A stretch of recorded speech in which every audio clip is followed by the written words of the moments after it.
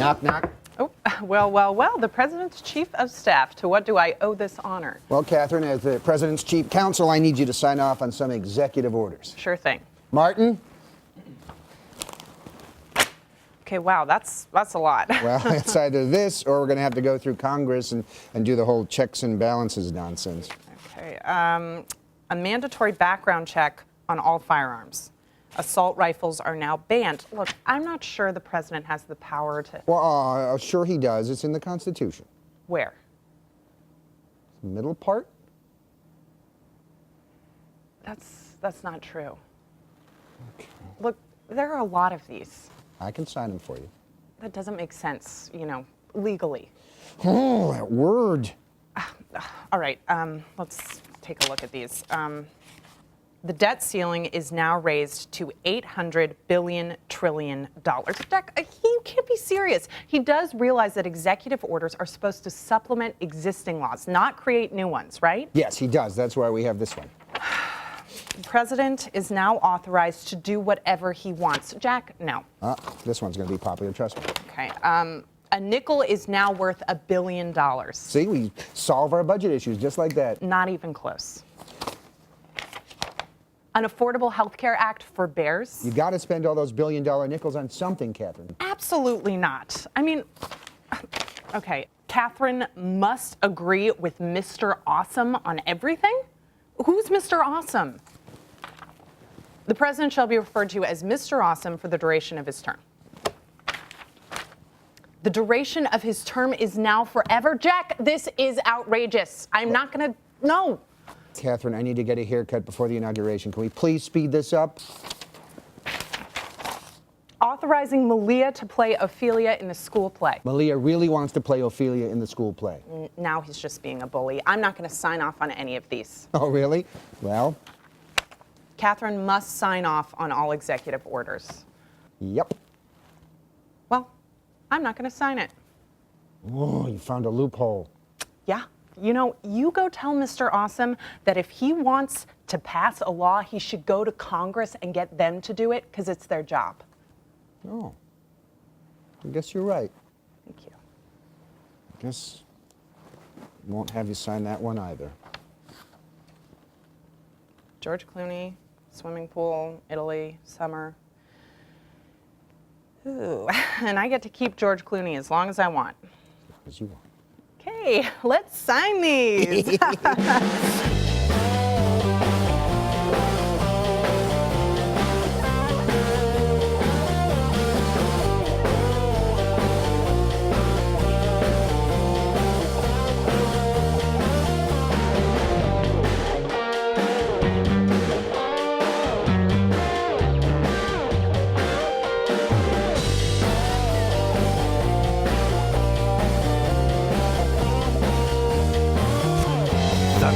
of A with Brian Sack. Hello, and welcome to the BS of A. I'm your host, Brian Sack.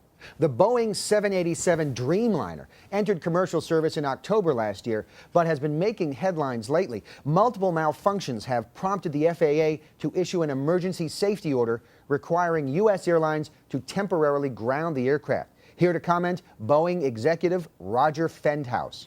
Thank you so much for having me, Brian. And if I might just start off with a correction. The 787 was only grounded because of the risk of battery fires. Okay. The FAA was cool with us flying with all the other malfunctions, so I really wouldn't sweat it too much. But these are, airplanes that have hundreds of people on board. I mean, isn't even one little malfunction cause for concern? Well, I mean, first off, I don't do concern. Okay, hypertension runs in my family, so I keep it laid back and positive. Okay. And let me say, our goal as plane designers is to make sure that folks who are concerned about flying feel at ease from wheels off to landing. You mean wheels up? No, I don't mean that. Look, things happen, okay? We like to call them hiccups. Very common with new aircraft. Okay, can you give me an example of one of these hiccups? Sure. The door is securely closed, but the indicator light doesn't come on. Okay. Something like that, a glitch. Yeah. Or, the coffee burner overheats and blows a fuse in the galley. Easily fixed. Okay. Or the plane is flying along or cruising altitude, smooth flight, nothing out of the ordinary. and then the pilot pops out. I'm sorry, what? The pilot pops out. What do you mean the pilot pops But out? you got the co-pilot there. That's what we're paying that guy for in case the pilot pops out. The pilot pops out? I mean, what do you mean he pops out? He gets fired through a spontaneously created hole in the roof of the fuselage. Why would that ever happen? Brian, like I said, it's a new plane, okay? Few hiccups. If you want to illuminate the fasten seatbelt sign and you get a giant fireball, there's a hiccup.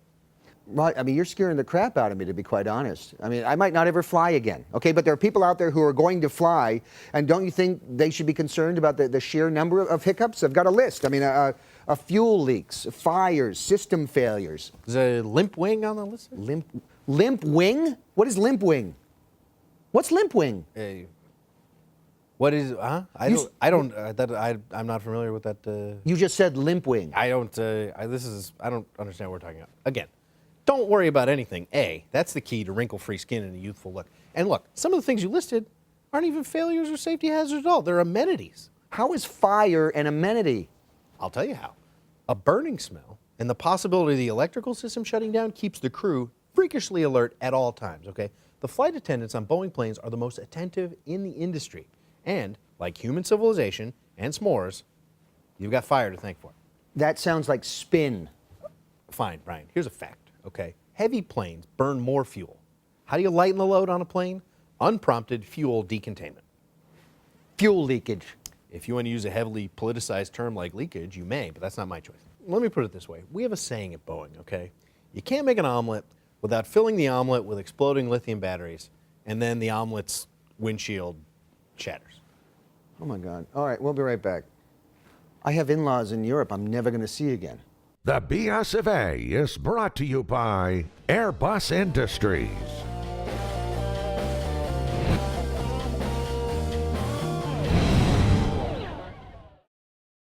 Disneyland and Disney World, Knott's Berry Farm, Busch Gardens, none of them hold a candle to Glenn Beck's Libertypendence Park.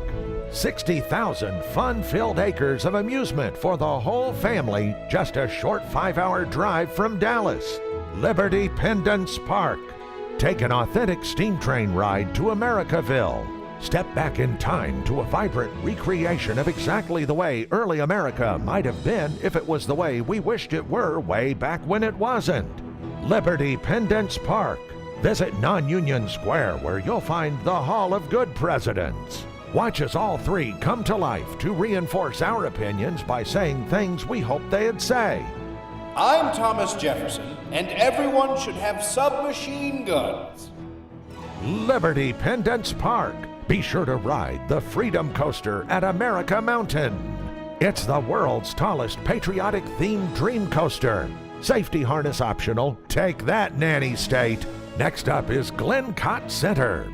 See what other countries look like in Glenn Beck's mind. France, Greece, Egypt, Detroit, Libertypendence Park. Hungry? Visit Libertarian Island and enjoy beige foods cooked in unregulated shacks. All meals served with a 254-ounce tub of sugar soda. Because at Libertypendence Park, no one is the boss of you but you. Libertypendence Park. Take a heartwarming cruise through It Should Be a Smaller World, a whimsical land of children untainted by the damaging effects of unrestrained immigration. Libertypendence Park. No park is complete without a haunted house. Visit Soros Manor, an eerie mansion haunted by the ghoulish debt incurred by Democrats. Libertypendence Park. Don't forget to bring the kids on Glenn Beck's Wild Ride, where fans can relive Glenn's, let's say, topsy-turvy younger years. Finally, shepherd the family into Cinderella's Bunker, a lifelike underground panic bunker to wait out the end stages of the collapse of America. Found directly at the center of There Is No Tomorrowland. And coming this fall, our newest attraction, Randland. An objectivist paradise that you cannot enter because you had no hand in creating it. Build your own Randland, coward. Libertypendence Park. It's exceptionally American. Ask about our discounts for veterans and women. Welcome back. I'm joined today by three experts to discuss the issues of the day that are of interest to me.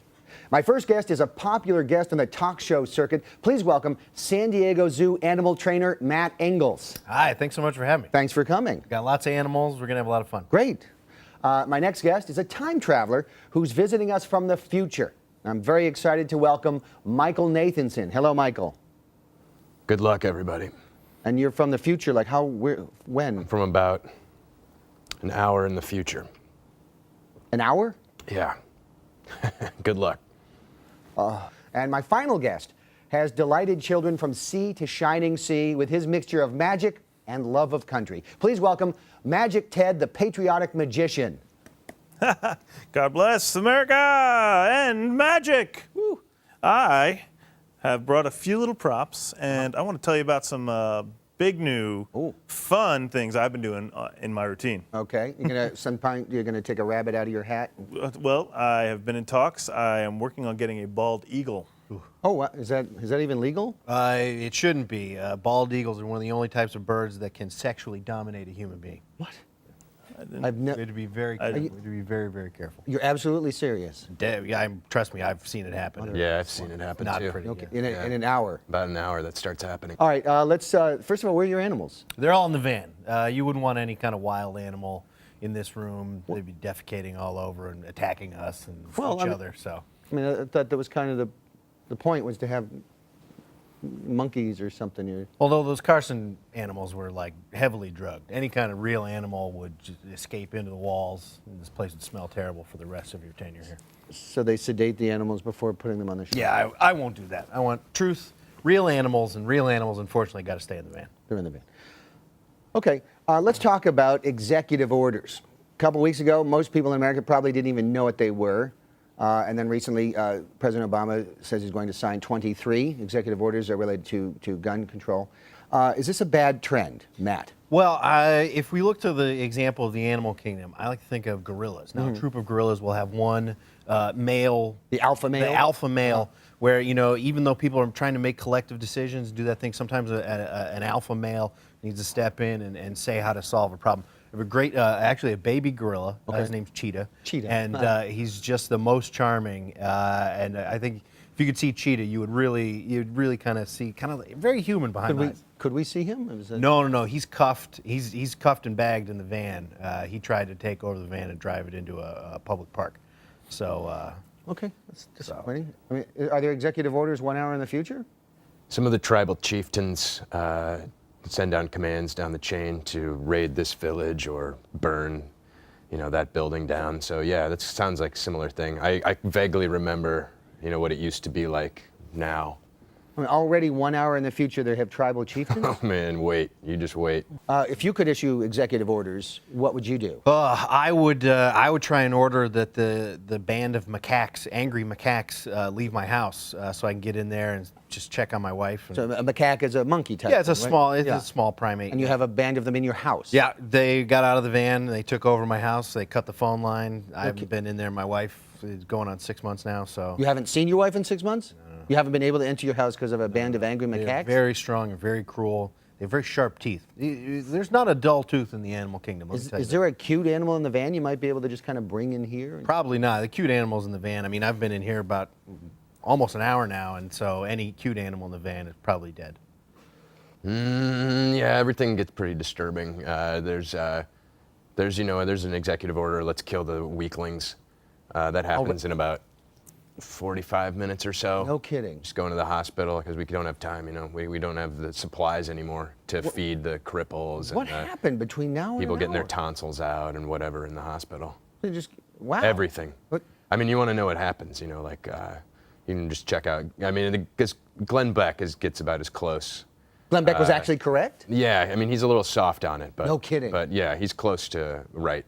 That's the first time I've ever heard that. That's why he becomes, one of our main leaders in the future. Mother, really? Yeah. Oh boy. All right, normally this is the part where we plug our under the table sponsor. Those are the folks who send us a little cash in return for a custom ad that they have no creative control over. But instead, I thought we'd use this moment to make a big announcement. We are writing a book, and this as yet untitled and as yet unwritten book will be hilarious, or it will tug on your heartstrings, or it will have vampires. I mean, again, it's in the very as of yet stage, so nobody says that in the publishing business, but I just did. We thought we didn't have enough to do, so we signed a book deal with Mercury Inc. and the publisher of my second book, Simon & Schuster. So we're really looking forward to writing a very funny book that comes out in the fall. Is it right, Jack? No, I miss my family. This is dumb. So we'll be right back. I'd like to see my kids.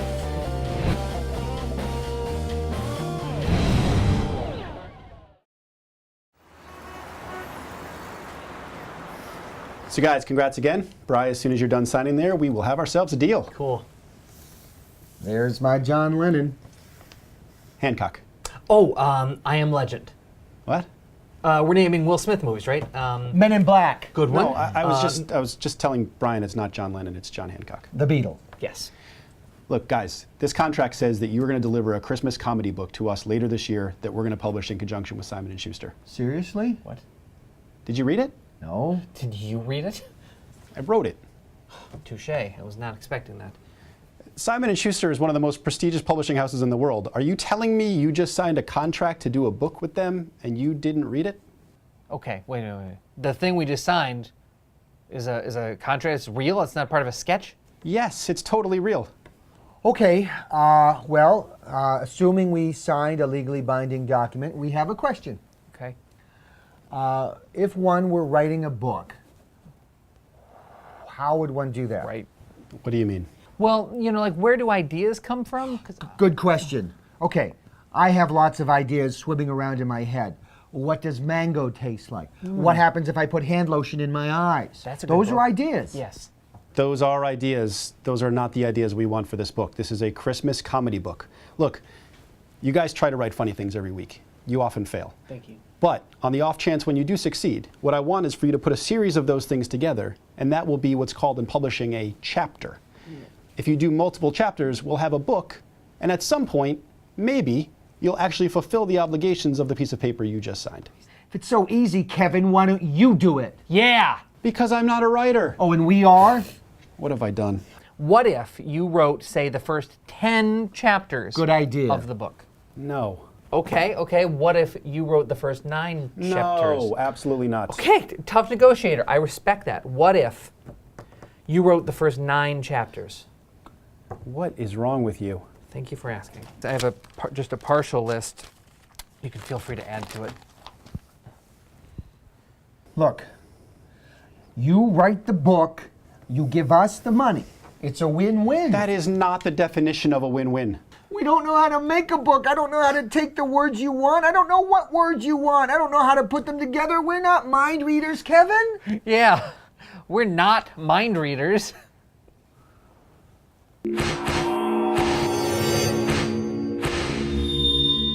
Man, I love bacon. I knew it. Josh Freeman loves bacon. What? It's big news. I'll tell you later. Get out of my office, and in 6 months, come back with the book. What book? We didn't read the contract. Why didn't you get that? What's your deal? You know what? It's going to be fine. It'll be fine. We're going to make this book happen the only way we know how. Chinese people! Oh, I didn't know Kevin could fly. Can he? Oh, I guess apparently not. The as yet untitled Christmas book project by the BS of A with Brian Sack. From Mercury Publishing and Simon & Schuster, Holiday 2013. And we're back with animal trainer Matt Ingalls, Michael Nathanson from 1 Hour in the Future, and Magic Ted, the Patriotic Magician.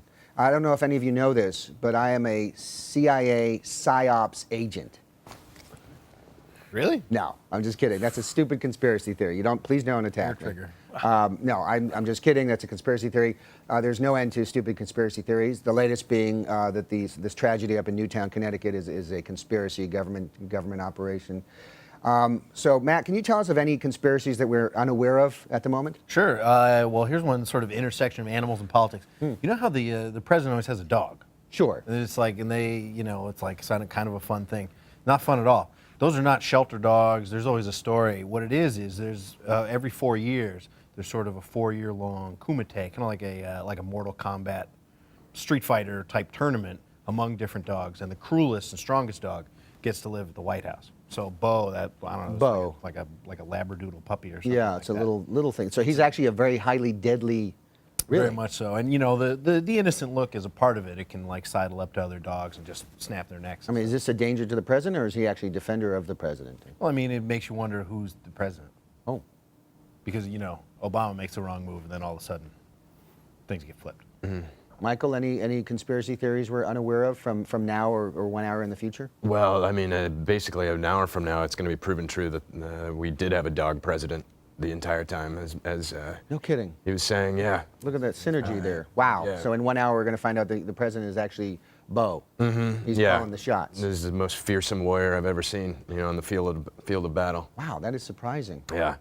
Yeah, I mean, you want to talk conspiracy theories, your own minds are filled with them, I guess. One that you hear all the time is it's all fun and games till someone gets hurt. Yeah. And that's not true. It actually, you'll see in about an hour from now, that it's fun and games once someone gets hurt. That's actually when the fun and games starts. Oh, really?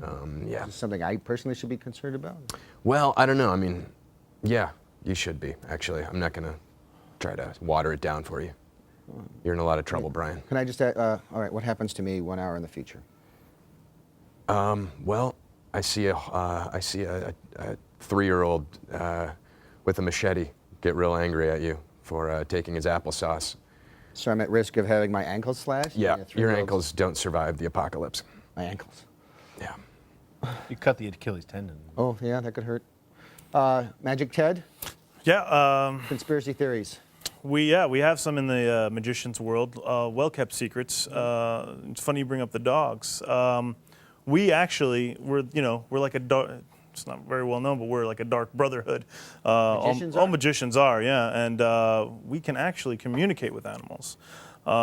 So we've been hearing these animals over the years, and it's true. Bo's the big dog, Okay. and Are you it's suggesting that, so animals are actually colluding as we speak with President Double Bo confirmation, yeah. to take over the world? it's unfortunate but true.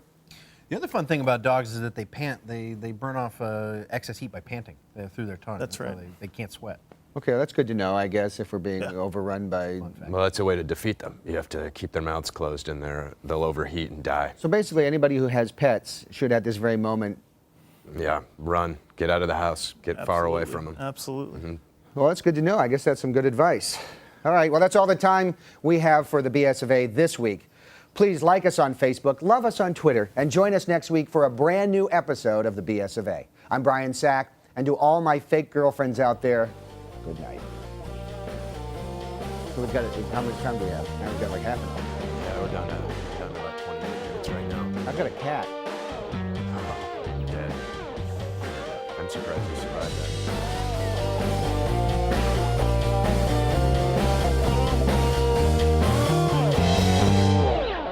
Man, I love bacon.